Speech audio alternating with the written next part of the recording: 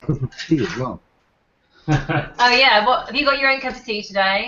I do have a cup of tea, but it's downstairs. So we are now live. So this will be our 5-minute countdown, and we'll trigger that off. There we go. Excellent stuff. If you are tuning in, welcome along. Jump in on the Google Plus Q&A, and of course, let us know what you want to talk about. Any questions that you want to put to our guests, because we are joined by some fantastic people there this week. It's going to be an interesting show.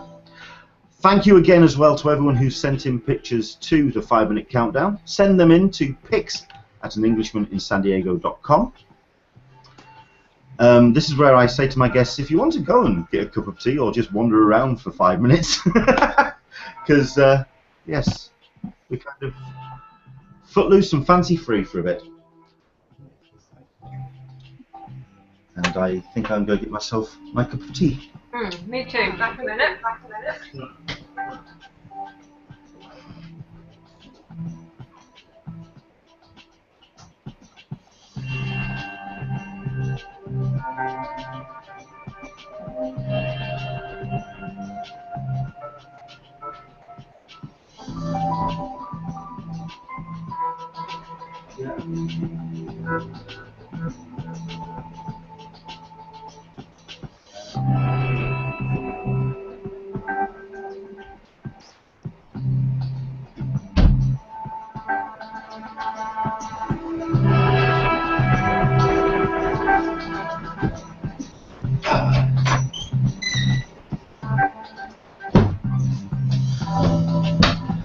There we go. Don't forget as well, if you do send in a picture to pics@anenglishmaninsandiego.com,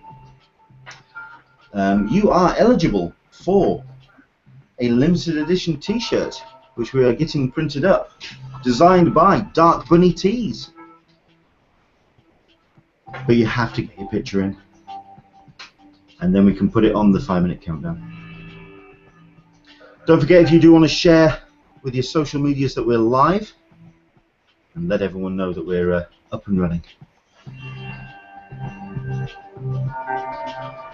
Once again, probably the best way to get in contact with us is on the Google Plus event. I'm going to do a quick tweet now and kind of let everyone know that you can join us.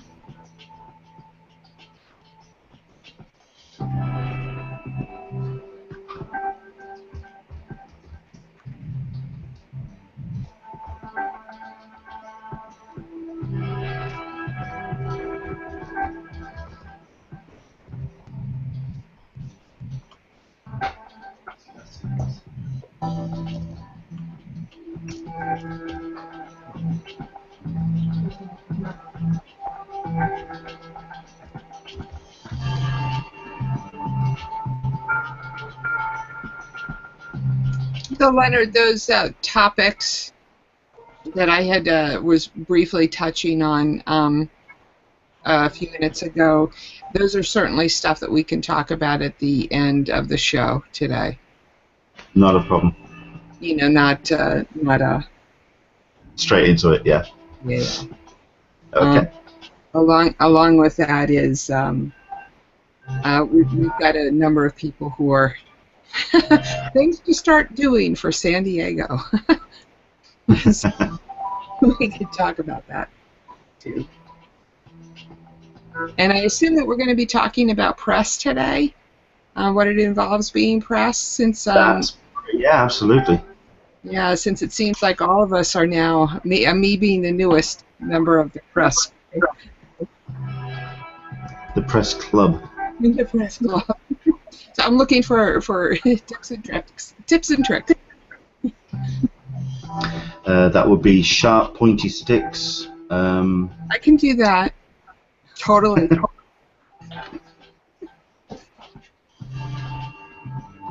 Sort of like elbows to faces. That usually helps. Yeah, I can throw a few elbows. I spend enough time in cities. So once again, pics@anenglishmaninsandiego.com. If you do want to get your pictures in, if you do get them in, and we put them on screen in the 5-minute countdowns. Yeah, T-shirt, limited edition design by Dark Bunny Tees. We're being very generous with their time.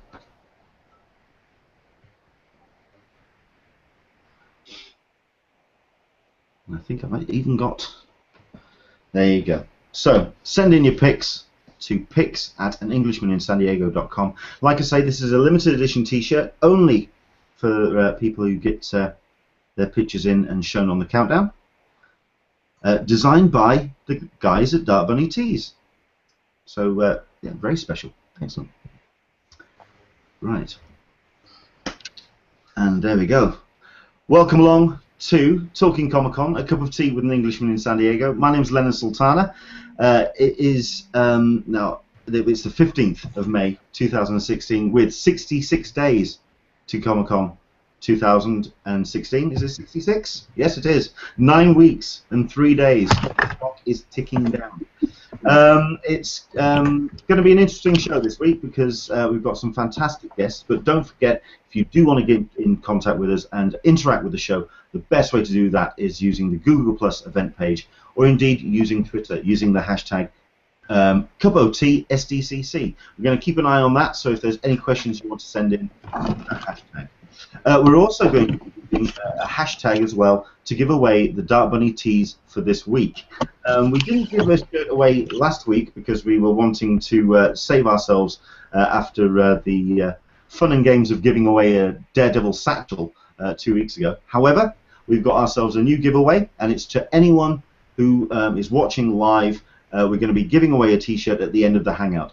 And you need to use the hashtag #NeedForSpeed, because they brought out a fantastic range of Top Gun themed T-shirts.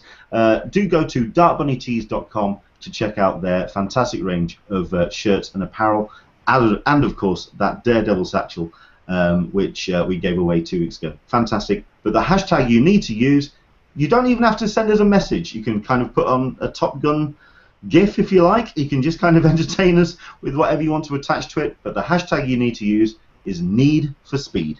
So there we go. Right. We are going to be talking about all the news that's happened over the last 7 days. We're going to be talking about Funko Fun Day. We're going to be talking about badge sales for New York Comic Con. Alyssa and I are going to go through all the news at the end of the show, but I do want to dive straight in to our topic today. We've got some fantastic guests. I start, I suppose, with my partner in crime for the Hangouts, Alyssa Franks from the Friends of CC Forum. Hello, Alyssa. How are you? I'm well. How's your week been? It's been fine. I am getting a bit of an echo here, so I'll put my headphones on. I want to just do a brief shout out to my newest moderator for the exclusives area on my forum, AZT. He's jumped in with both feet and is organizing, and I love him. He's great. So I'm looking forward to a lot of information on exclusives in our in that area of the forum this week. Excellent. I mean, I'm going to actually put a shout out, I suppose, now. If you do want to talk about exclusives on the Hangouts, on the Sunday show, do you want to get in contact with us? Because we'd love to have you as a guest to talk about the weekly exclusives news, especially as we are getting closer and closer to San Diego Comic-Con. It's not something that I'm particularly au fait with, and I know that Alyssa kind of, she covers one or two just for her own interests. But if you do want to have a comprehensive look into the exclusives world, if you want to jump in and contribute to the Hangout, we'd love to have you along each week to talk about that. We're also joined by Brandon Troy from Real Film News. Hello, Brandon. How are you? Oh, I think you're on mute, sir. Gosh, I am good. Yeah, it's been a while since we've had you on. How are you doing? I'm good. Just busy as film festival season is winding down and con season is starting to ramp up. Just trying to, deal with that transition. I'm imagining you're getting a lot of news out of Cannes and all the other film festivals. Yeah. Excellent stuff. Now, I know that Brandon has actually attended a number of events as well as press, so he's certainly going to be a resource to pull on as we talk about what it actually means to be press at events like San Diego Comic-Con and conventions around the world, which is why I'm really glad that we're joined by two people that we've been trying to get on the Hangout for absolutely ages, and I'm so glad that they've been able to join us this week. We've got Ed Yoxall and Jan Gilbert from Flicks in the City. Hello there, guys. How are you? Hi, Leonard. How are you? We're good here, thanks. Yeah, hi, Leonard. Hi there.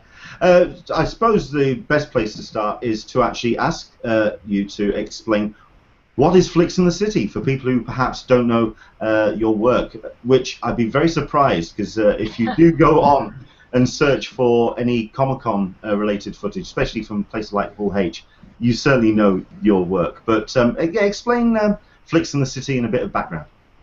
Well, I've been reviewing movies and doing interviews with places like the BBC and ITV for a little while, and we thought how we came to set up Flicks in the City was we thought wouldn't it be fantastic to have a place where we could do all the fun stuff that we love, completely geek out all the time with all the big movies, comic book movies, indie movies that we love, and TV shows.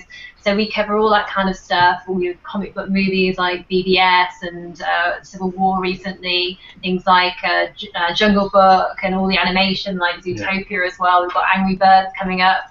So we started off focusing initially on interviews, I guess, wasn't it? Yeah. Interviews at Comic-Cons and at festivals with directors and writers and actors and cosplayers as well. Fantastic cosplayers we got on the channel. When did this all start?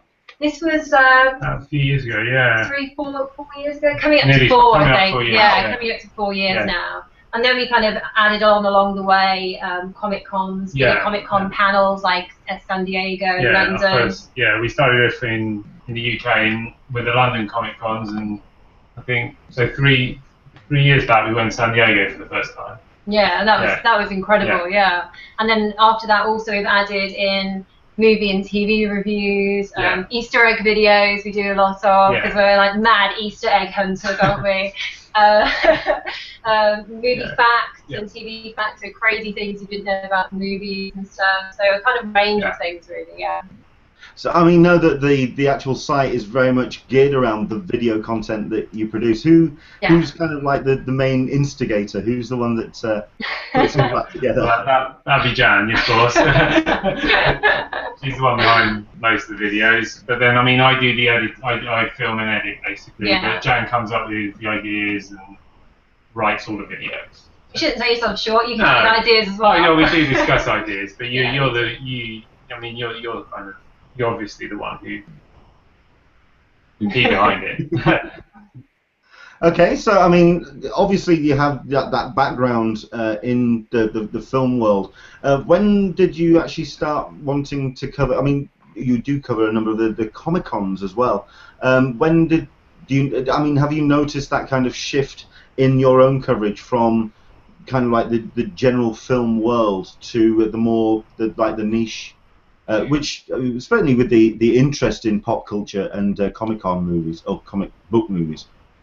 Well, for us, I think when we started Flicks in the City 3.5-4 years ago, I think from the very beginning we were already covering Comic-Cons in the UK, weren't we? We were already covering like the London Film and Comic-Con and Collectomania and MCM Expo, which is of course on at the end of this month as well. So we did that right from the beginning. So we did that right from the start, basically. Together with film interviews and film festivals. Like Sundance and various places like that. So it's always been for us a mix since the beginning, So it really was, like I say, like, oh, we can have this place where we can like do all this crazy geeky stuff that we love.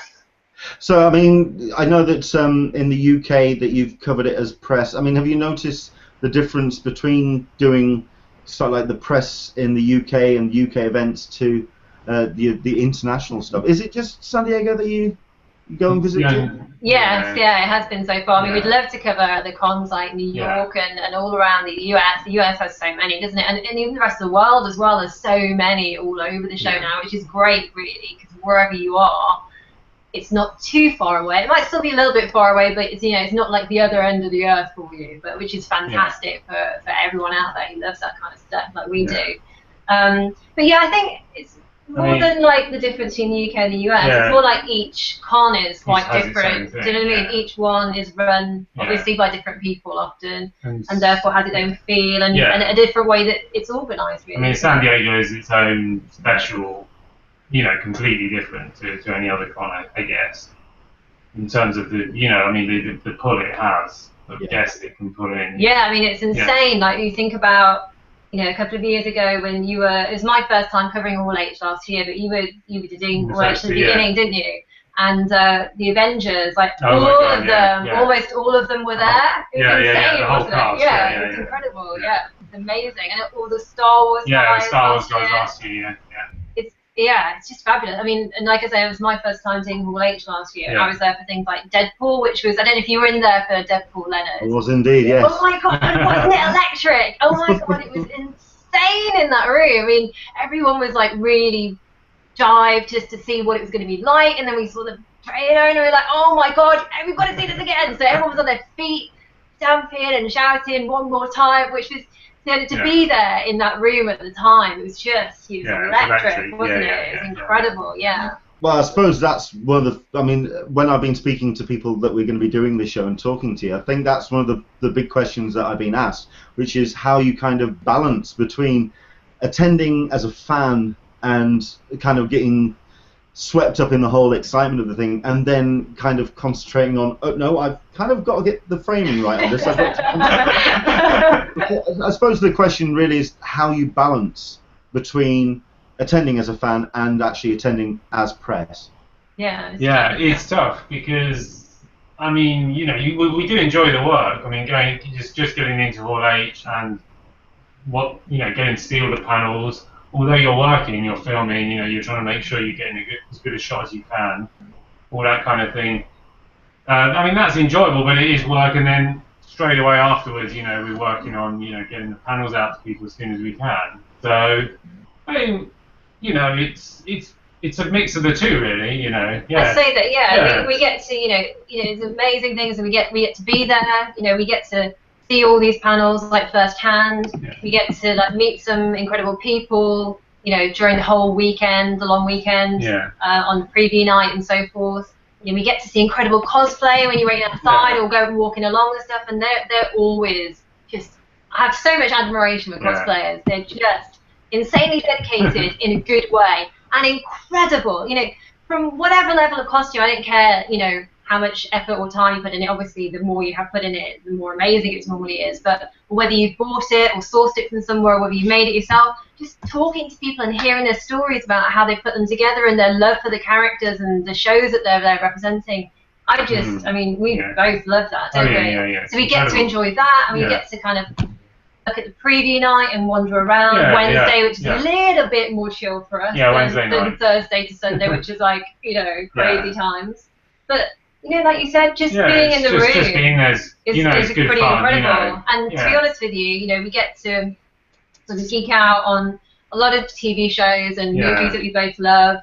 See the people there, hear what's going on, see the new clips or the teasers or whatever. But also, what's kind of nice is that because there tends to be kind of new stuff coming in each year, we get to find out about things that maybe we haven't watched yet. Like, for example, last year I was filming in Ballroom 20, and iZombie was there, and I hadn't watched it before.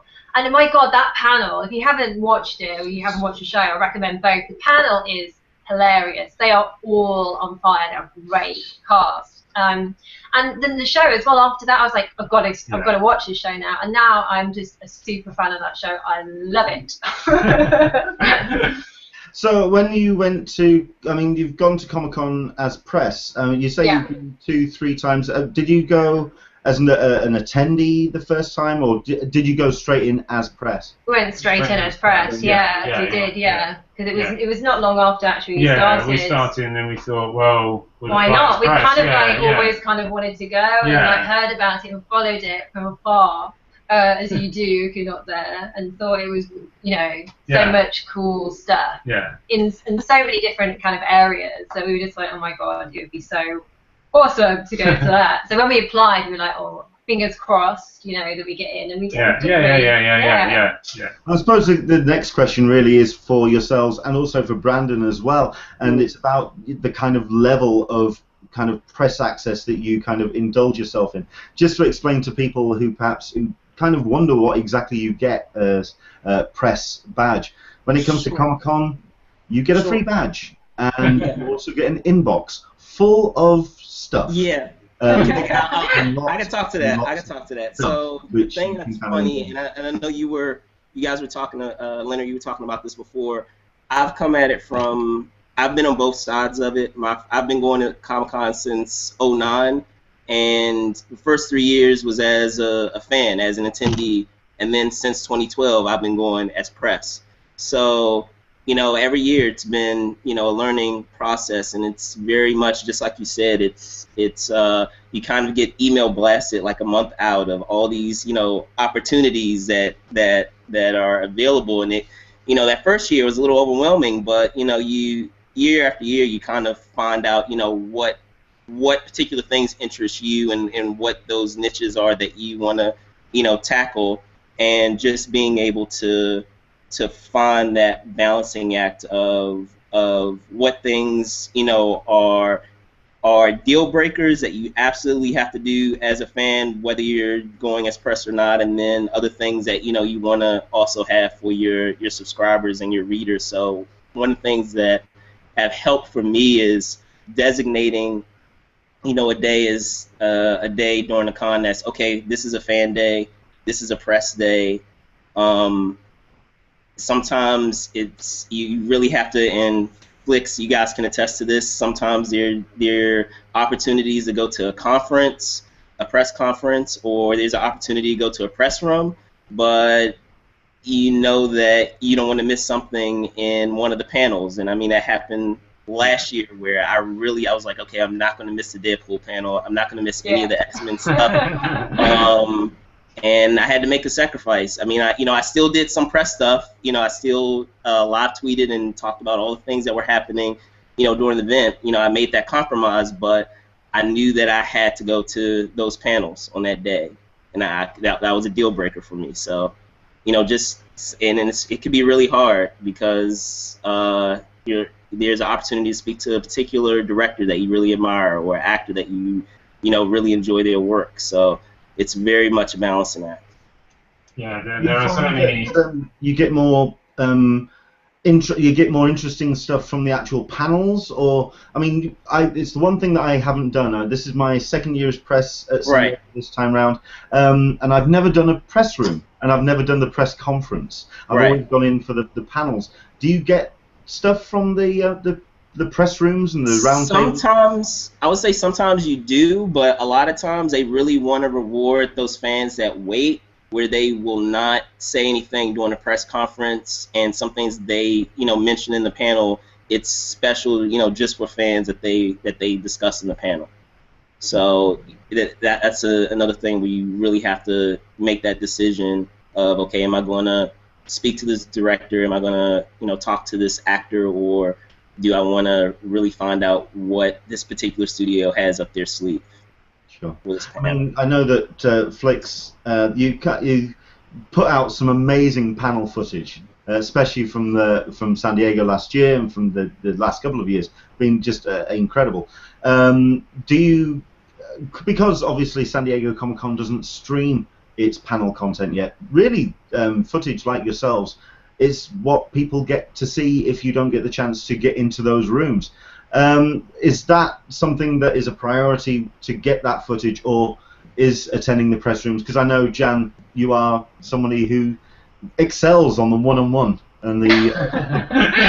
Oh, thank you very much. Well, yeah, I mean, I suppose because there's like Brandon was saying, and like yourself and Alyssa will know as well. I mean, it's so packed. I mean, whether you go as press or attendee, it's like, the choice is just like mind-boggling of stuff to do, isn't it? So many different rooms. There's like so much stuff that we'd love to cover and that we'd love to go to. I mean, we have done, as well as the panels, we have done the press rooms in the past, like round tables and one-to-ones as well. And we were lucky that we had Yael, a friend of ours who we met at London Comic-Con, in fact, doing some interviews for us in the room while we would away doing panels and stuff last year, for example, and I've done some last year and the year before.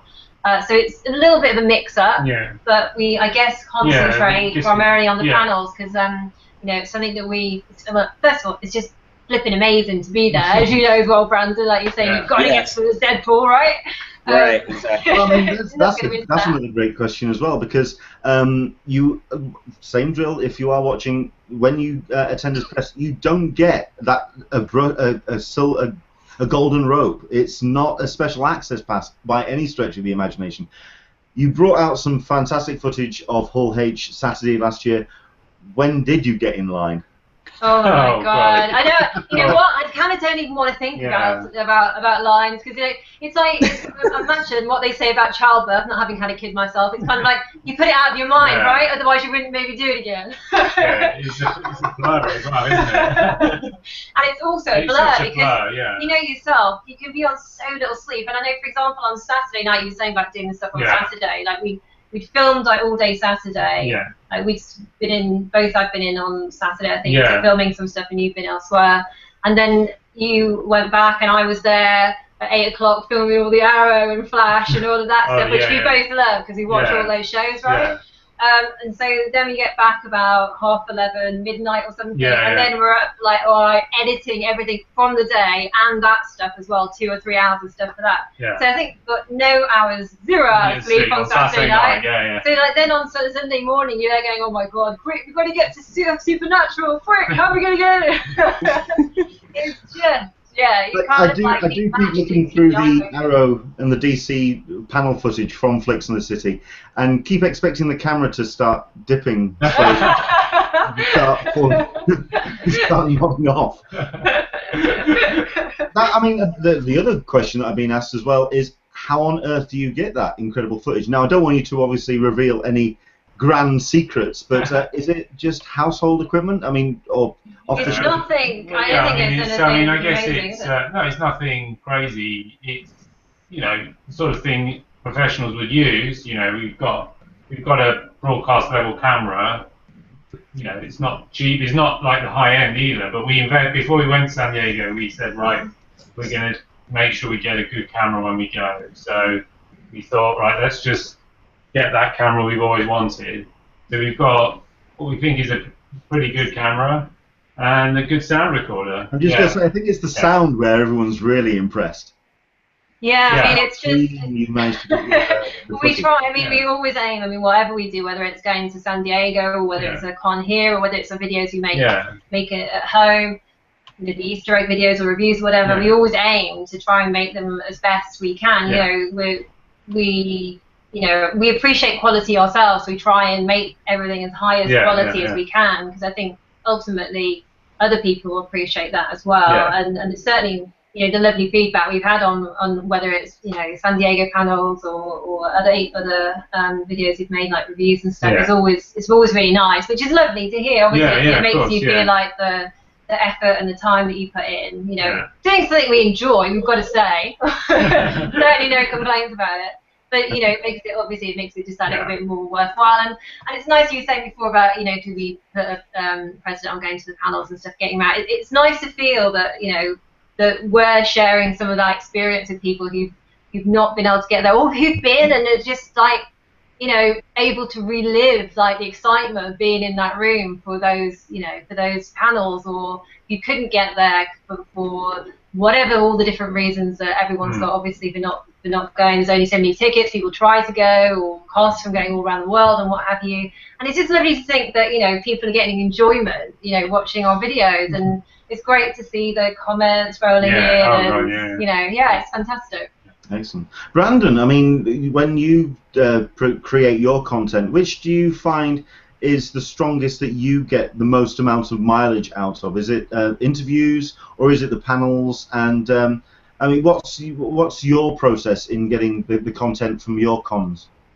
Well, a lot of times it'll like you said, it'll just be like one-on-one interviews, because by doing those one-on-one interviews, a lot of these guests here, they're almost paraded around. It's almost like a factory line sometimes, and you can tell sometimes they can get a little jet lagged about asking questions and asking the same questions. So just trying to be original and trying to ask thought-provoking questions, where sometimes by asking those thought-provoking questions, if even if a PR person is saying, "Oh, you only have 5 minutes," they're willing to give you more time because they're getting a a question that they're not expecting that's a little more interesting than the run-of-the-mill question that they may get. So it's a matter of that, and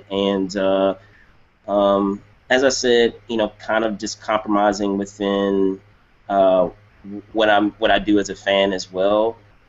Things that I feel are very interesting in a panel, thankfully, is something that a lot of other people find interesting too. So live tweeting about that or commenting about it after the day, kind of doing like a recap. So do you often find that as a challenge, coming up with a new question which this person has not been asked 20-30 times in the course of a day? Well, not all the time, because little background history on me. I come from a performance and an acting background, so a lot of times I can throw in some language about film or filmmaking or acting that sometimes they're like, oh, it's something that it catches them off guard. They're like, oh, I didn't realize you had an idea of what that is. We appreciate that. So they'll go off on a tangent about that particular subject. Has there ever been an interview which has kind of shocked you or surprised you in the way that the interview's gone on, that, like you say, they can be a little bit tiring for the people that are being interviewed? Has there been any moments where it's just kind of twisted on you? Yeah, so like last year, I had an opportunity to speak to Blake Neely. He's the composer of all the the DC WB shows, so Legends of Tomorrow, Flash, etc., etc. And it was a very relaxed conversation, and we were just talking about music and how how important music is to the medium of television and film, and how without it how naked a film could feel, or how naked a scene can feel. And he was really appreciative about that, because a lot of times a composer or a lot of those other elements that are involved in a film production or a television production are often overlooked or taken for granted. We always see the the cool action scene, or the we enjoy the actor, or we enjoy the direction that director is using, the style that they're using, but we kind of a lot of times overlook maybe the sound effects, how important that is to action scene, or the music, and how that can affect the audience's mood or how you perceive a scene. So things like that. Okay. I suppose first things first, there's Alyssa hasn't spoken for about 25 minutes now. I think it might be an idea to actually ask if you, because I do have a question. Uncharacteristically non-verbal. It does happen. It's a little bit. It's a not touchy subject, but it's quite a big subject. So we'll go to Alyssa first. I mean, any questions that you'd like to ask Alyssa? I was actually just kind of absorbing everybody's information, since I've been accepted as press for the first time for a convention in New York City, a Star Trek convention in September. So I'm just listening to what you guys have to say, and kind of scared, to be honest with you. I'm not a big fan of dealing with actors and pro people. My background is more in technical theater, so I'm much more the grubby tech who's in the back room just trying to put everything together. So it's and doing the video editing and that sort of stuff. So it will be interesting. Wanted to ask Flicks in the City, have you applied for press for New York Con? We haven't in the past, no. I think for us, what we were able to go to is kind of dependent on both time and money. So obviously being in London, we're a little way away from New York, although we love New York and we'd love to go to Comic-Con. So it's about flights and then staying there and all that kind of stuff. It's about whether we can make it work for us in terms of paying back for itself or getting a sponsorship deal or something like that. So things like that, expanding in that way for us to be looking at those sort of issues. We'd love to go. We would love to go, definitely. It's I've been working on Leonard to get him to come to New York Con. It's cheaper than flying to San Diego, number one. Oh my God, it's so expensive, San Diego. Yeah. Exactly. And the second thing is look for an apartment. Don't buy a hotel room. They're okay. So are you guys going to be doing Star Wars in London in July? We are. Yeah. We are doing Star Wars Celebration. Yes, It's a busy kind of month. We've got MCM Expo Comic-Con at the end of this month, and Star Wars Celebration, and then right over to San Diego. Well, Leonard, you're doing it as well. The day after I was going to say, I'm doing MCM as well. I'm doing Star Wars. I suspect we'll be on the same flight on Monday morning. Oh my God. It's going to be killing, but we're going to love it. It's got to be said, when I got accepted for Star Wars, when I got accepted for Star Wars Celebration, I did think to myself, maybe I've bitten off a little bit too much than I can chew. So if you see us kind of like flake down the floor somewhere, kind of scrape us up and just move us along, right, in San Diego, that would be much appreciated. I had an opportunity to go to C2E2, and then the next weekend was WonderCon. So 2 back-to-back cons, and I spent 4 days in San Francisco between sightseeing. Lots of hills in San Francisco. Don't recommend that. So, in that Monday, Tuesday, definitely find a place to chill out and relax because you'll need it. Definitely. We're going to try our best. You said you were editing on the Saturday night. What is your kind of turnaround? Because obviously the demand for footage from events is so rapacious. I mean, what is your turnaround usually? Oh my God. Oh, it's just everything. Everything immediately.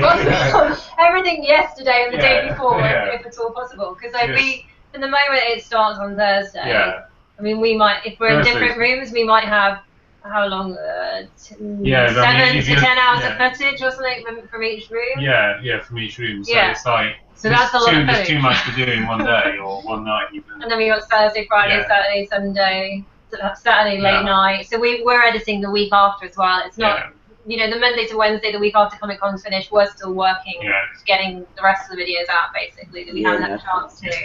You know that, don't you, Brandon? I can see. You know that. It doesn't end on Sunday afternoon, does it? No, it does not. But we love it. Yeah, no. It's good. It's great to have so much. Yeah, it's fantastic. I mean, it's a great opportunity. Yeah, I think like last year we put out 70 to 80 videos. Yeah. And about the same the year before as well. Something like that. Around that number. Yeah. I do quite like the way that you take the long-form videos and break them down into the little, kind of like the sections to allow people to kind of take them at a bite-size kind of bit. So this is the question that came in from Billy Bear 731 on Twitter. Thank you very much indeed for this question. And I suppose this is for Brendan and for Ed and Jan. Have you ever been pressured to go easy on a film or a series review by a company because you're covering it as press? No, I've never ever had that. No. No, never ever. Is it something that I mean, I can imagine it's something that kind of might linger in the back of the back of your the content that you're wanting to produce. Especially, I mean, I noticed that you went to a number of press conferences this year. And what was your take on the films once you actually saw them? I mean, did you actually think, was this actually kind of something that we should have covered? Well, I think the interviews are still always interesting, whether you like a film or you don't. People still are interested in seeing interviews with the actors and the filmmakers, and then they want to discuss that on, it's often in the comments section of our videos. So it's not really, that's not the point of filming a press conference, is it? I mean, and then you've got a movie review, which is what Jan does, and that's separate again. That's different, I mean, sometimes I am at the press conferences, and most of the time now I'm not, just because we don't have the time to kind of double up, where we don't need to both be doing the same thing. But I mean, we tend to kind of pick and choose what we cover as well, in terms of both what we have time to cover, what we're interested in, and what we think, you know, the audience who are very kindly watching our videos and supporting us. Thank you very much. Could not do without you. We love you all. You know, what they're interested in as well, which is basically the same kind of stuff that we're interested in, which is why it all works so well, touch wood, so far. But, you know, I mean, you know, people will know if they've watched, you know, a number of my movie reviews. I've given, you know, 5-star reviews to things. I've given 1-star reviews to things. I gave, is it what, 1 star for Mordecai or something? Yeah. I think I gave Annie or something 2 stars. I think what else? Huntsman recently, Huntsman Winter's War. I gave that 1.5 stars. You know. Yeah. Has there been? I've given Mad Max 5 stars. And say again. Has there ever been any blowback from that kind I haven't had anything, because I mean, think about it in the way that, you know, people always like to get good reviews. Who doesn't? We always like to be told that we're great, don't we? Who doesn't want to hear that, right? Yeah. Whether we think what we've done is amazing or not, we all like to still hear we're great and what we've done is good, right? But I think, you know, people expect there to be a variety of views. Even, you know, The Force Awakens, which was pretty generally loved by most people, or a Civil War, or whatever it might be.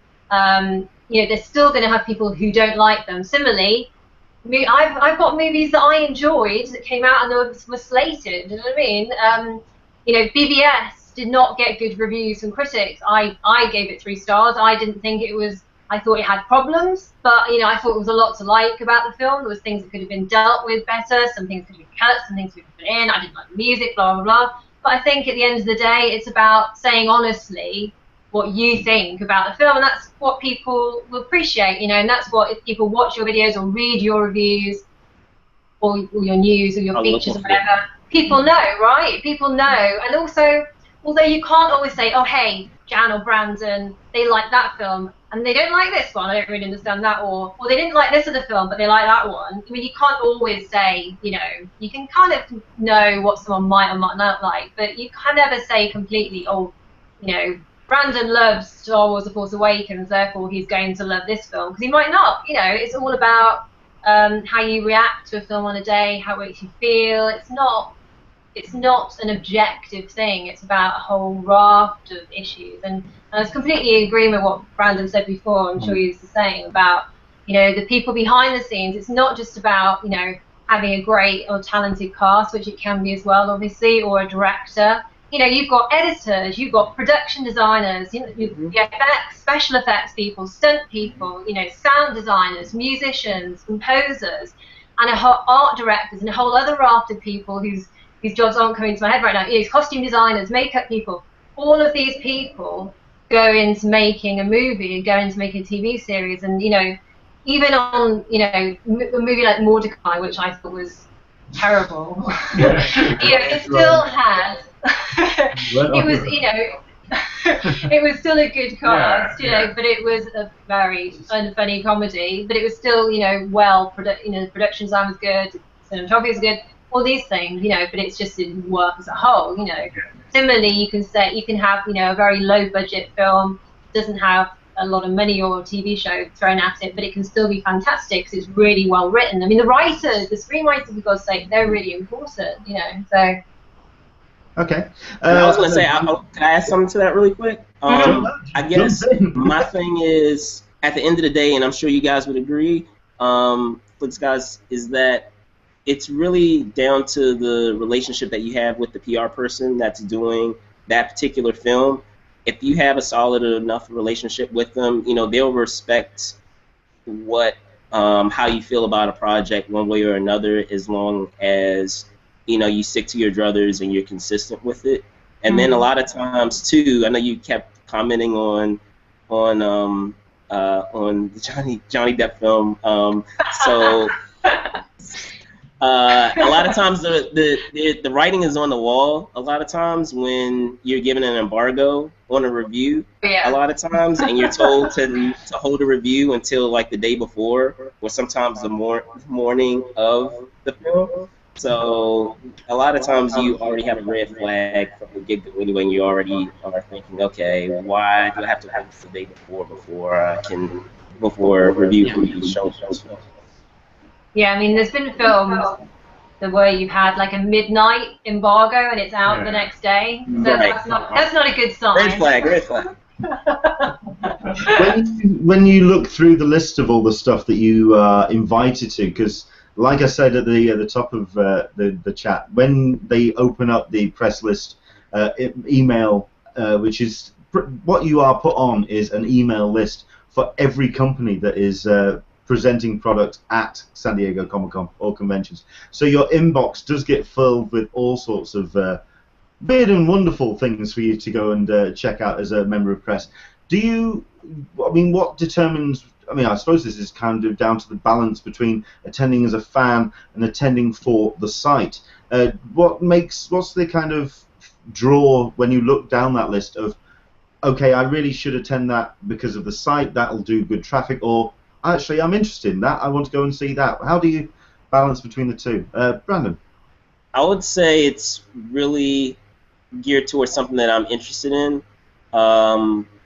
If it's something that, if it's a show that I know that I watch, I will go to the conference room. I go to the press room, whatever the case may be, the press line, because I know that I'm gonna have really good questions for them because it's something that I'm into, and it goes back to a situation that you hear from a lot of directors sometimes where they say, why, I want to make a movie that I myself would be interested in, and at the same time, I'm going to go to, do coverage with something that I know that I'm interested in because I know that it's going to be interesting for other people because I'm, invested in it. Okay. Flicks, same question. Is it something? What is the way of balancing kind of your personal interests and what you know will get good traffic for the site? Well, I suppose in the way that they very much kind of coalesce. Yeah, they're fairly well aligned most of the time, I'd say. So, yeah, there's no huge disparities, I'd say, between them. Yeah. Has there ever been anything that's jumped out on the list and you've just gone, okay, that might just be for me? That might just be a very niche interest, but I wouldn't mind going to see that. Is there anything that's jumped out at you in the past? I can't think of anything off the top of my head, to be honest with you. I don't know. Have you had anything like that? I can't think of anything. I had one. It was Kevin Eastman. This was back in 2013. Kevin Eastman, when we were doing I'm brain farting on it right now, but it was basically the event where they were trying to bring awareness to that nonprofit that pays comic creators. Heroes Initiative. Yes. So it was that, and just have an opportunity just to speak to Kevin Eastman because I grew up on Ninja Turtles, so it was it was a no-brainer. Heroes Initiative is a wonderful organization to support, and anything that they're involved in is great. Leonard? There's all sorts of, because of the way that Comic-Con is set up now with its campus arena, you've got so many bits and pieces and things to attract your attention around the city. Do you get the chance to go and have a look at those things? For example, the Nerd HQ stuff, perhaps, which does take up a certain amount of dedication to attend. Is it something that you get the chance to look at or go off to see, or do you kind of focus very much on the con itself and the things that you can kind of create content from? You asking me directly? Sure, go to Brett. So I guess a lot of times if it's something, a lot of times they'll give us an opportunity to see it before they open it up to attendees, and if that's the case, I'm definitely I'm definitely open to checking things like that out, but at the same time, again, it may come down to times where it may conflict with a panel, and I really have to make that decision on the day of, because sometimes even with interviews, you may get an opportunity on the day of, even if something is given to you a month out, new opportunities may spring up on the week of Comic-Con that may be a last-minute thing on the fly that you kind of just really have to go with and be prepared for. So sometimes things like that happen, and that spring in the moment opportunity may arise that may conflict with that. Okay. And I don't know if Felicia's got any more questions. Certainly, like you say, as a first attendees press. My only thing is that I think that I'm going to since my site is primarily focused on getting people to cons, I tend to think that I'm going to be probably a little bit laid back from actually having to get into the Hall H's and the big ballrooms, because that's kind of not so much where our site is. However, I may end up having to succumb and do that. Yeah. I mean, the one thing that I'll be kind of changing for my press for this year is I won't be doing the whole lining up for Hall H, because it just took out so much of the time on the Friday when there was things I could have done, and opportunities and people I could have seen, and interviews I could have taken part of. When you were in the lines, Jan and Ed, were you kind of thinking there's things we could be seeing and doing here, or do you kind of separate and delegate, as it were?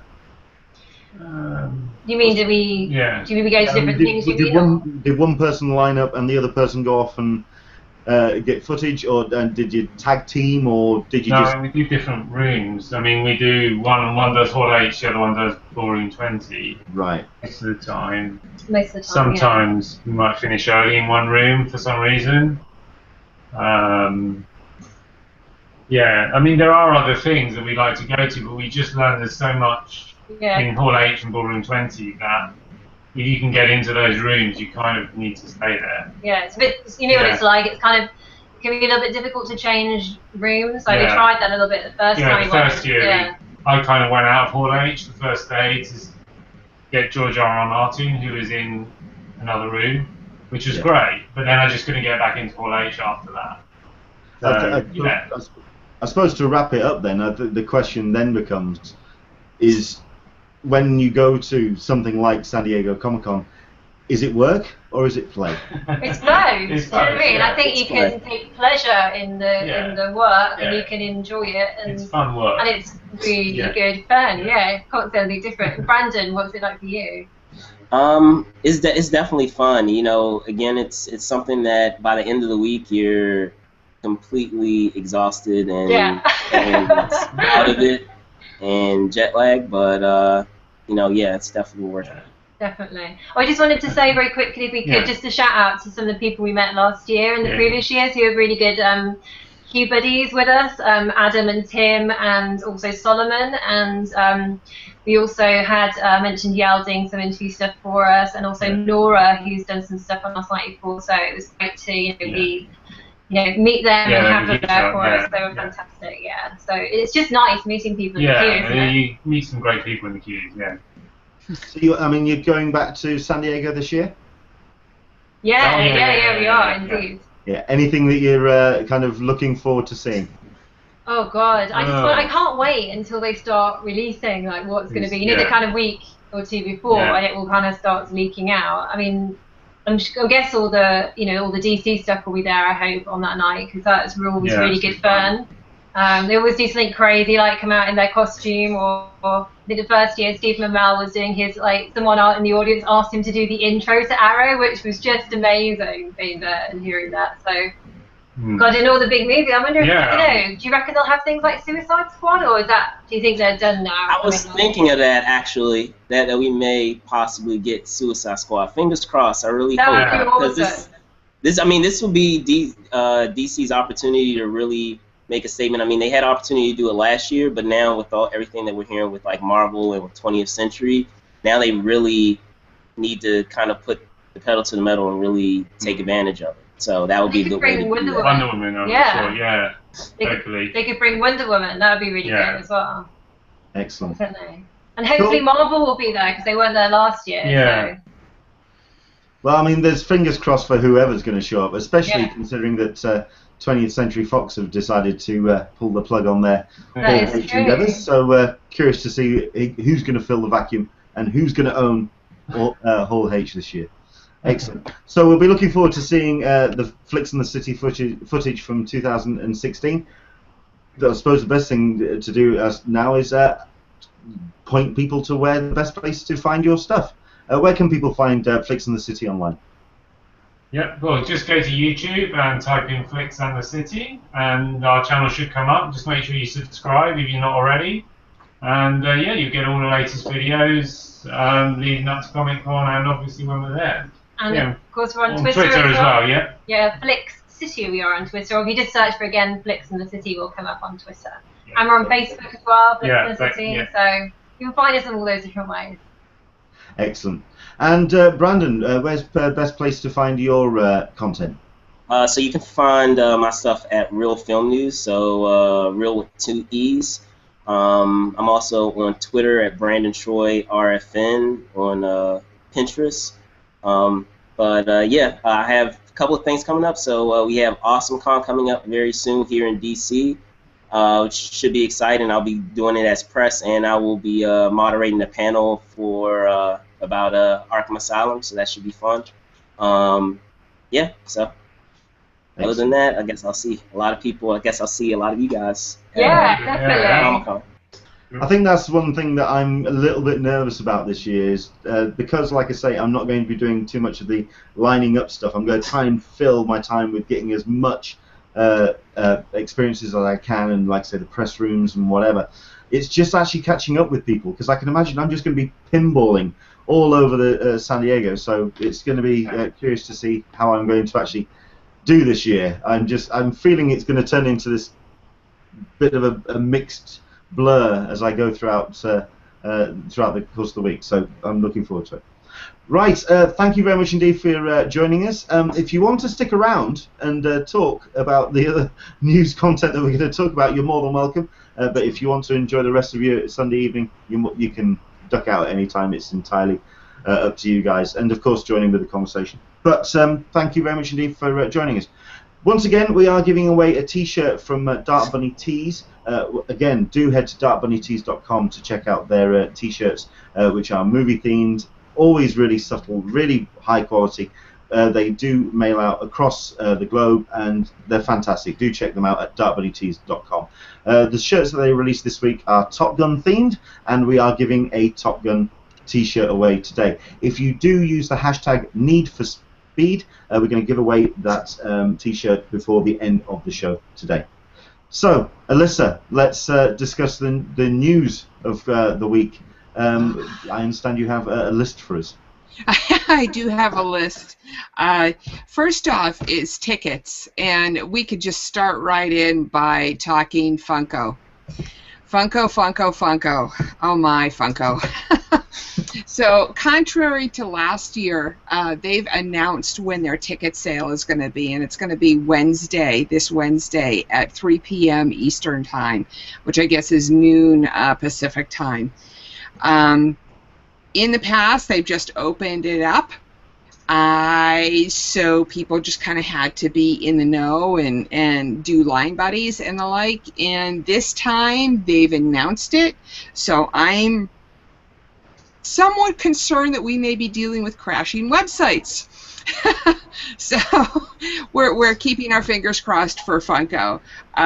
Then we've got the following week, we've got tickets for Star Wars Celebration happening on the following Wednesday too in Orlando, which will be happening in 17. So they at least have a history. RePop has a history of dealing with big ticket sales through New York Con and the like, and their pack shows. So we're hoping that will go smoothly. The one last thing is we still have not heard anything about New York City Comic-Con tickets yet. And last year they went on sale a few days ago, I believe, the 13th, if I recall correctly. And we still don't even know what they're going to do for VIPs, if they're going to have VIPs. We're assuming they're going to be VIP tickets. We know nothing yet. So tickets are going to be interesting in this next, I say, 6-week time period to keep up with what sites are actually not crashing. So that's. Have you heard anything about some tickets, Leonard, that are going on sale? Do you guys? To be honest, I think the thing that I've been trying to keep a handle on is the parking, which is still ongoing at this point. I believe it's block 3 that they're currently selling on.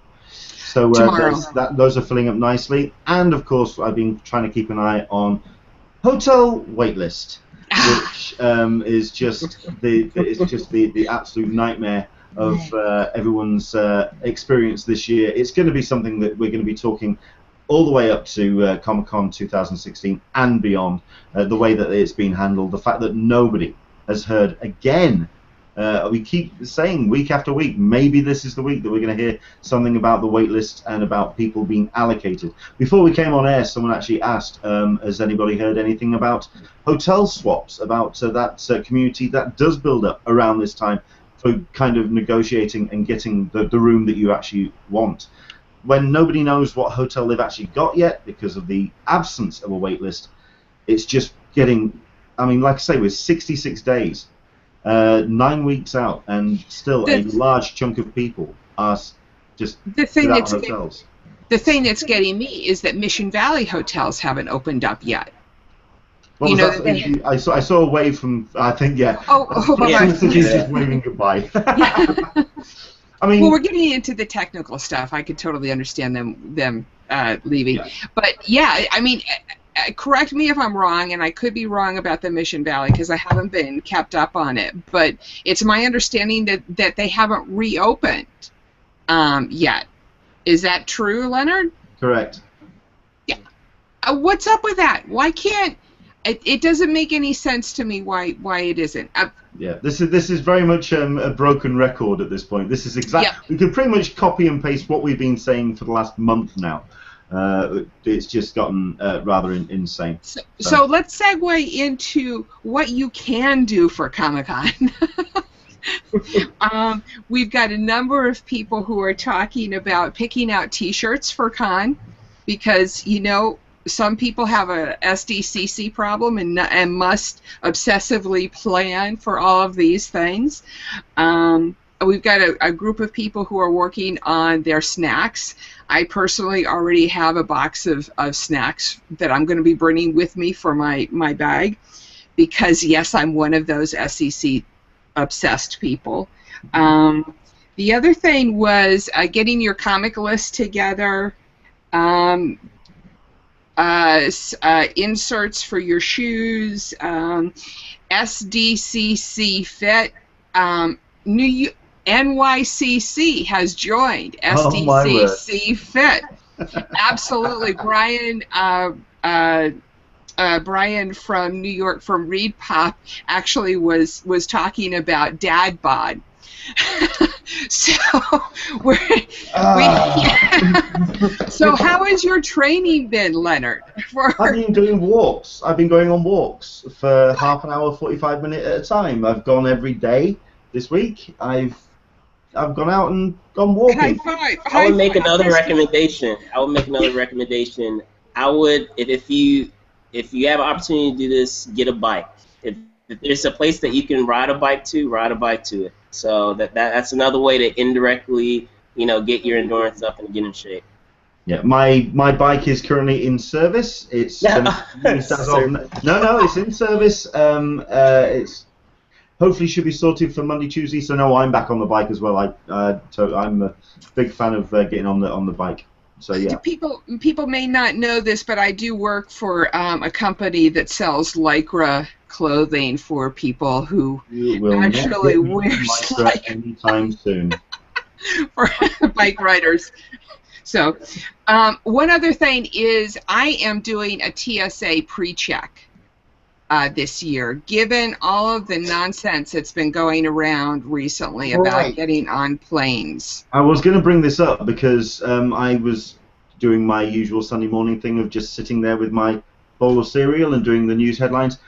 What on earth is going on in the States at the moment with TSA lines?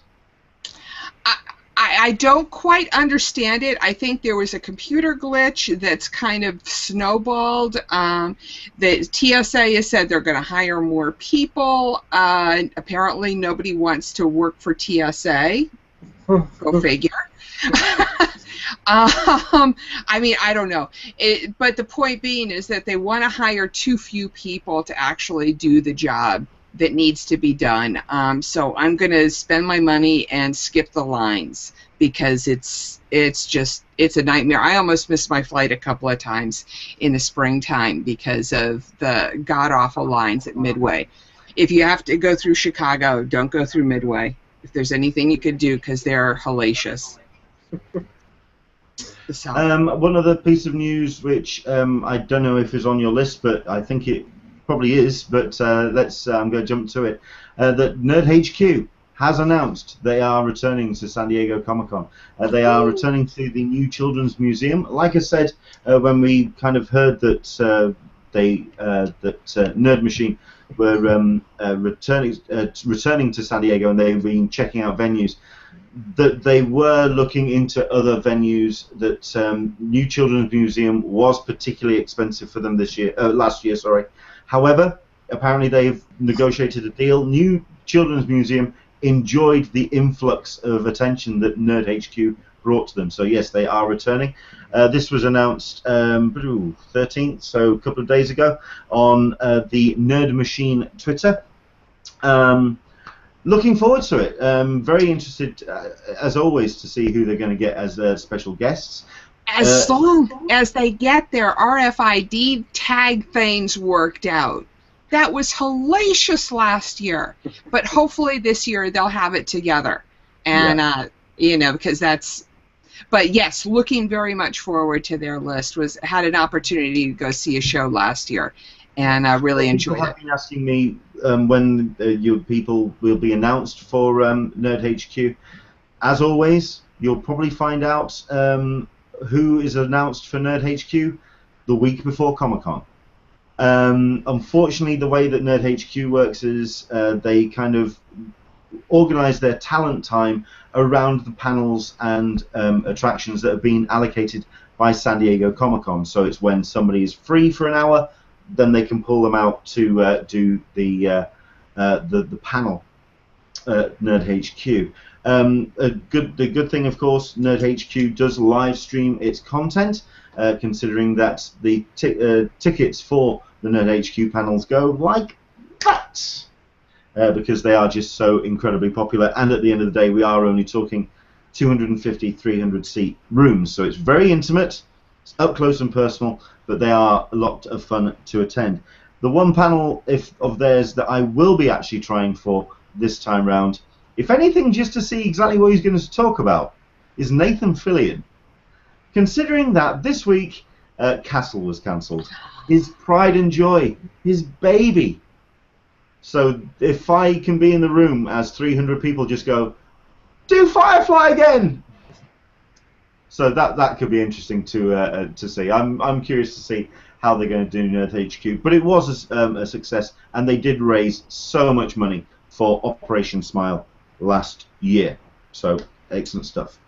Following on that, I have a new series that I would like to introduce to the Hangout. Leonard knows nothing about this, so he's like, "What? What are you going to do?" Go for it. This week, upcoming in television, and it ties into what we're doing. Doctor Who 42 and I are doing on our site, FOCC blog. Just a little short thing that says, DVR alerts. So this week coming up, we have season finales of Once Upon a Time, Last Man on Earth, Agent of S.H.I.E.L.D., Legends of Tomorrow, The 100, Blacklist, Grimm, and the originals, and the season finale of Castle, as you so rightly said. Indeed. So look them up. We're gonna be publishing this article shortly, but look them up for the times to make sure you don't miss that, because you don't want to miss the season finales and have to watch it on the web. Yeah, I'm looking forward to the season finale of Castle because everyone's going to die. Yes. It's going to be a massive gunfight and everyone's going to die. I don't think so, because they would have filmed it prior to them knowing that it was the end of the season, that it was the end of the series. Do you cover any of the television stuff, Brandon, or is it purely the film stuff that you do? No, I have opportunities to cover some of the television stuff. A lot of times it's the cable stuff, so like things on Stars, like Outlander. I get a lot of Outlander stuff. I get a lot of stuff for Black Sails. So no, it runs the gamut. It could be television and film. Cool, excellent stuff. Let's go through a couple of comments. Let's just because I do ask people to comment, and I know that it was one of those conversations where we knew that we were going to get a lot of people kind of just watching more than actually interacting, but. Michael P. making his comment about the hotel wait list, as always, because Michael is very much the person who's very much paying attention to the hotel situation, and is basically commenting that aliens are running it. It's the only explanation. Aliens are running the whole situation. It's the only thing that can explain it, which I can kind of see. Janine Licaro brings up something which I'm very interested in. This is regarding the Comic-Con Awards show, which has been announced last week. This is continuing on the relationship that CCI have brought with Lionsgate, which of course has resulted in Comic-Con HQ. Lionsgate have announced that they are in negotiations, and that is an important part of this whole announcement, that there's going to be a Comic-Con Awards show. Slightly different to the MTV thing, which is going to be very much, and also very much different to the Eisners, that it's going to deal with all the pop culture that you can catch at San Diego Comic-Con. Janine goes, it sounds very interesting, wondering what night this would happen, since Saturday has always been the masquerade. Very good question. The only thing I can think is that they could possibly do it on the Sunday in an attempt to kind of spread out the content that they produce, so you could have. And I was going to say that would be a problem, because a lot of times, a lot of those guests, they're already out the door by that time, because they have to get back to whatever they're doing. It's got to be Thursday. Yeah. Oh. Well, I was thinking that they would just like to spread it out and kind of expand it just a little bit longer into the evening. Okay. We'll see who stays. I mean, because we got the Eisners on Friday, and the Funko Party both on Friday, and then Saturday for the Masquerade. It's got to be Thursday. And then you also forget, a lot of those major parties, those big parties, are Saturday night, so some people may not be in condition to go to a party go to the event on Sunday. Just saying. Fair enough. Those guests. Hey, Sunday afternoon, perhaps. Just saying. Instead of the Buffy sing-along, I don't know. Anyway, I think it could be cool. Like I say, though, it is in negotiations. This does seem a little bit late in the day for perhaps it to be organised for 2016. It could be a 2017 thing. Who knows? So very curious to see how that's going to pan out. We will keep an eye on it, of course. Let's have a look at some of the comments. Aaron Neighbours is asking that perhaps we should have a drinking game for every time that Alyssa says hellacious. Fair enough. If we are going to do shots with an Englishman in San Diego, you are going to have to give me some advance notice on that, just to let you know. Ian O'Hara, in his own inimitable style, DC needs to get their heads out of their backsides and start making quality films again with WB. He's got this thing against Batman vs Superman. He really does. But it's going to be interesting to see what DC and WB do at Comic-Con, because like Brandon says, this could be the year they have to kind of make a statement. Yeah. They have to make a statement. So very curious to see how that's going to pan out. Let's see, we've got Scott. Hello, everyone. Ian O'Hara. Andy Babact is watching. Hello. Good to have you joining us. Andrew English, I think it was Collider News that reported there were 2 endings of Castle. One for if they were cancelled. That's interesting. That would be making buying the DVD an interesting prospect. So that'd be rather cool. And of course, the other cancellation that took place this week, which a lot of people have been very interested in about, especially for Comic-Con, is Agent Carter.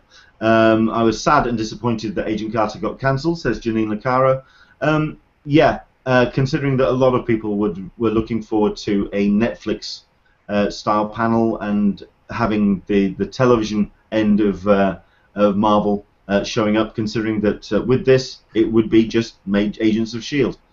So well, I was gonna say here's an interesting question. Do you guys, what are your guys' thoughts on what? And I don't want to get into spoiler territory. I know it's still a week after, but based off of what happened in Civil War, that it kind of like took the rug from under Agent Carter for that series because of what happens in that film. I don't think it has too much relevance to the series because the series is set back in that formation. Sure. So I think it was a nice sort of like bookmark to the character. Like you say, no, let's wrap that up in terms of spoilers there. But it was a good summation of the character, and it also served to introduce the relationship with another character that appears on screen. But no, I think with the actual series itself, it's a different animal because it is set back in the day. And like you say, in the actual series, we hadn't fully seen the formation or joined the dots between that time period and present day. So I think there was still a story to tell. But a lot of people were very much noting that the actress playing Agent Carter had already been signed up for and has been confirmed for her own series. So yeah, I think this wasn't something that was just sort of like thrown at people. This was this has been decided before today, or before this week. This is a question for Brandon, and this has come from Michael Leventhal. For press, do your nerves still get up when you apply and are waiting for a reply from the conventions? I apply, and though I'm confident, I still get the nerves until the response comes in. Yes and no. I guess yes, when you're just trying to make sure that, because it's such a, and you can attest to this too, Leonard, that process of what you have to send and submit in order to apply. I mean, you're pretty much signing off everything other than like your social security card, your blood type, and X, Y, and Z. But anyway, I would say it's really more of the submission than getting the response back. Yeah. Do you still get nervous actually doing the interviews? It's weird. Sometimes, every once in a while, you'll have like those nerves initially, but at the end of the day, I guess, doing it enough times, it's almost like you get into a rhythm, and it's as soon as that moment comes where you're about to get started, at least for me, it just goes out my head, and I just focus on what's at hand, or on what I'm trying to accomplish or what I'm trying to ask. I'm very curious as to what Alyssa is wanting to do as press. What are you wanting to generate content, or are you just representing the forum? What's your plans? For Star Trek, I'm not quite sure. To be honest with you, how I'm gonna to do it. I think that I will generate some content, but it's primarily going to be more of an experience thing for the forum and as more of a review of the con than it will be for a review of the specific panels and interviews with yourself at a table across from William Shatner. Cool guy, yeah. Yeah, I'll ask for a selfie. It's like, how can you not? How can I not get one? You know, it's like him and Chris Pine. I'd love it. You know, that would be actually a a wonderful thing. But I would have to go in there with a list of questions and be exceedingly well prepared if I'm gonna do anything. So I can't come up with, as Brendan said earlier, the good questions, the interesting questions, because frankly, I'm not going to fangirl over people. I'm not that kind of a person. I've been in the business for too long to fangirl. And so I've got to come up with an interesting question. And whether or not I'll do that, be able to do that is another question. We'll see. You'll see. When next September, you'll find out. But I got to do Hellacious one more time just so the people can get one back for me. Cheers. Yeah, there you go. Absolutely. Yeah, if you think this is tea in here, by the way. You're at supper time. I'm still at lunch. I can't do that yet. Betsy Woodin is asking, any word about outdoor San Diego Symphony outdoor concerts? Very good question. The only thing I've heard is on the back of a Star Trek panel that I went to this spring, which is that they would probably be doing a Star Trek themed symphony. Yeah. Well, I mean, what we've got announced so far, these are the Summer Pops events. On the Thursday, you have Pokemon Symphonic Evolutions. This is at the Summer Pops venue at the back of the convention center, showcasing music and images from Pokemon, covering the 20 years of the franchise's existence. On Saturday, you've got two concerts, or two events you can attend. You've got Star Trek Into Darkness with the Giacchino's film score performed over the top of the film, which, if you did attend the live concert event last year, then you'll know that that's something to experience. And then you've also got the Legend of Zelda, Symphony of the Goddesses, held at the Copley Symphony Hall on the Saturday. And I believe that the tickets are already on sale for that if you go to the Symphony's website. So there we go. Right, one last call, I suppose, for the Dark Bunny Tees t-shirt. Once again, you're looking at the hashtag Need for Speed, and we'll do the draw for that very soon indeed. Any other last-minute things that we can talk about? Because I think I've got one. I haven't earlier, but I guess we'll say that for next time. What was that? Sorry, Brandon. I believe I think we were talking about Captain America before. I think earlier, but I guess we could talk about it, some other time. We're talking about how many times we've seen it at this point. Well, I mean, I've seen it twice. I am hoping for a third. Alyssa's seen it twice, once. Okay. Once. Okay. Now this is where we open up the opportunity for someone to get some bragging rights in. Brandon, how many times have you seen it, sir? I've seen it 4 times. Yes, it is a definite film to go and see on a repeat viewing. It definitely. I think the thing that got me when I first saw it, especially the Spider-Man appearance on screen, you're so excited and so buzzed about seeing Spider-Man on screen, you actually miss a great deal of the detail. Yeah. Second time round, get the chance to just breathe and take it in. Right. And I guess in watching it the other times, it's always fun because that second and third time was actually with different groups of friends, and they were seeing it for the first time. So sometimes, a lot of times in that case, it's fun to vicariously watch it with them, seeing it for the first time too. So I think that was the reason why it's happened that many times. That, and last week was Mother's Day, so last week was Mother's Day, so the other time was because of Mom. So excellent stuff. Right, I think the thing that I want to wrap things up on then is something that happened over the course of the weekend, and I do know that his intention was to attend San Diego Comic-Con, and it's just going to be a shame that we're not going to be able to see his work and indeed his like again. Darwin Cook, who passed away on Saturday morning. I got the chance to meet Darwin when he came over to England as part of a massive Canadian contingent to the Lakes International Comic Art Festival, in October last year.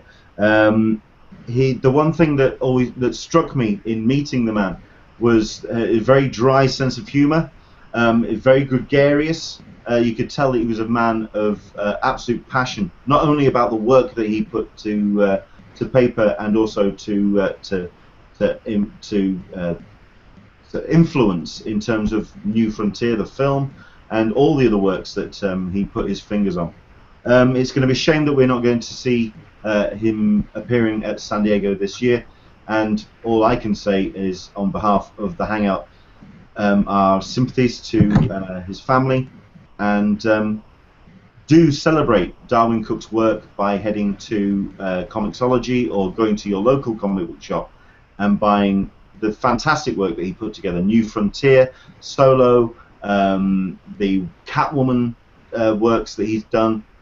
It's just going to be a massive shame, and for myself, it's just a tragic loss. Do also head to Darwin Cook's blog, because there are links there for the Canadian cancer research, which all donations are being funneled towards.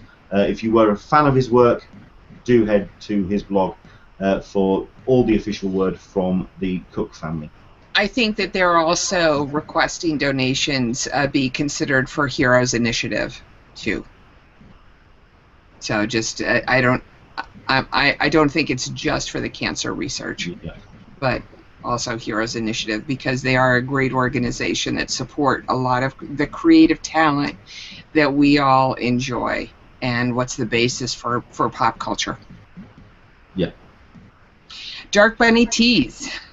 Okay then. Right, I've got the because I have made a slight mistake here, just going for Need for Speed, because that was the quote, you see, from the film. That was where I was going for. However, apparently there's this game out which people play, which also uses the hashtag. But I have done a little bit of filtering through, and I have managed to get myself the numbers. So let me go to my random number generator, and let's hit that. And we go to, okay, we would like to congratulate Scotty the Wise on Twitter. Congratulations, you have won yourself a Dark Bunny Tees t-shirt. And yes, we'll get your details from you shortly, and we'll get that out to you. This is where, if you're watching this back on YouTube, or indeed listening on iTunes or on SoundCloud, thank you very much indeed. Don't forget to subscribe and to comment. It allows us to spread the word to more people. But we will be announcing a winner for one of these t-shirts at the beginning of next week's show. Use the hashtag. Tell you what, we're going to change it. We're going to change it. Okay? What we need you to do is use the hashtag DBT, Need for Speed. Okay, we'll just add those 3 letters at the beginning, just to make it a little bit easier for me to find your hashtags. DBT, Need for Speed. Okay, if you use that hashtag from the moment that we come off air, all the way through to the beginning of next week's show, a random person will be chosen to win a Dark Bunny Tees t-shirt next week. And again, don't forget, if you submit a picture to the 5-minute countdown at pics@anenglishmaninsandiego.com, there is a limited edition Dark Bunny Tees exclusive, which we're going to be handing out to everyone who gets their picture shown in the 5-minute countdown. Can I have one too? I'm saying nothing. We don't give any freebies out here. Oh, not for me? Yeah, I'm saying nothing. Darn. Thank you very much indeed for watching. Alyssa, where can people find you online?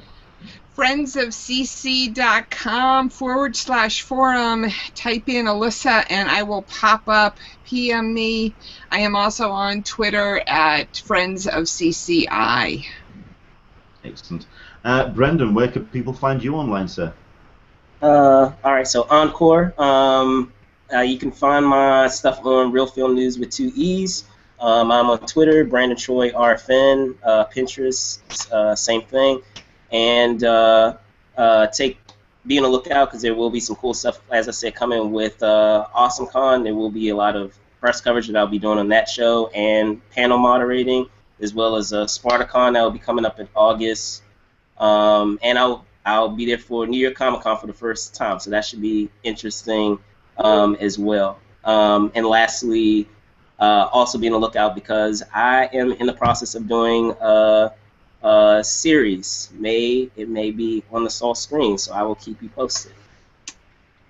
Okay. Very cool. Keep you posted. Excellent stuff. Fantastic. Something that I do want to make a correction for. I will be doing this on Twitter as well, just to make a small correction. Alyssa did announce that tickets for Funko Friday is going to be going on sale this week. Not so. It is Wednesday, the 1st of June at 12 p.m. That's when the tickets go on sale. So you've got a couple of weeks yet. It's not this Wednesday. It's Wednesday, the 1st of June. Okay? Just thought we'd correct that little detail. Alyssa is now looking rather pale. Well, I'm a little confused. I'm a little confused, to be honest with you. Great. There we go. You can find myself. You can find myself at Englishman SDCC on the Twitter, and of course, if you search an Englishman in San Diego into pretty much most social medias, that's where you can find me. I will be posting some original posts this week, so do keep an eye on that.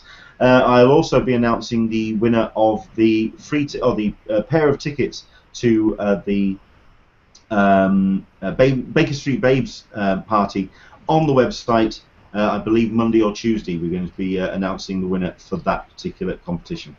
Thank you very much indeed for joining us. We're back again next week, and yes, we will return with another Talking Comic-Con, a cup of tea with an Englishman in San Diego next Sunday, 10 a.m. Pacific, 1 p.m. Eastern, 6 p.m. GMT. You're all gonna you don't. You're all gonna laugh, but I asked for my boss for that day off. Next Wednesday. You've asked for Wednesday off to do this. Yeah. Have a laugh on me, guys. Have a next one. Take care. Bye. Bye-bye, everybody. Bye.